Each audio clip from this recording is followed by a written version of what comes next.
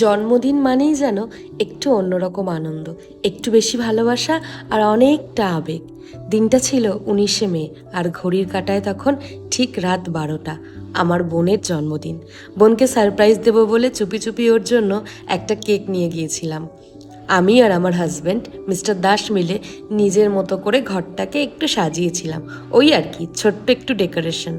সব দেখে বোন আনন্দে ওর যে চোখে জল চলে এসেছিল, ওই আবেগ ঘন মুহূর্তটা, ওই মুহূর্তটা আমি কখনো ভুলবো না। ওর মুখের এই হাসিটা আর আনন্দে ভেজা চোখ দুটো, সেই মুহূর্তটা আমার কাছে সারা জীবন খুব স্পেশাল হয়ে থাকবে।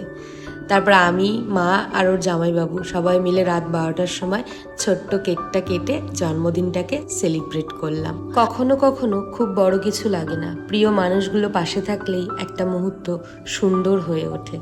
পরের দিনটাও কেটেছে ঠিক তেমন ভালোবাসায় ভরা। মা ওর জন্য অনেক যত্ন করে ভালোবেসে রান্না করেছিল। ভাত, 5 রকমের ভাজা, মাছ, মাংস, পায়েস। মায়ের হাতের রান্না জন্মদিনে এর থেকে বড় উপহার আর কি হতে পারে। আর বিকেলবেলায় আমরা 3 বোন, মানে আমি, আমার বোন আর আমার মা, আমরা 3জন মিলে বেরিয়েছিলাম। গেছিলাম কাছেরই একটা ক্যাফেতে।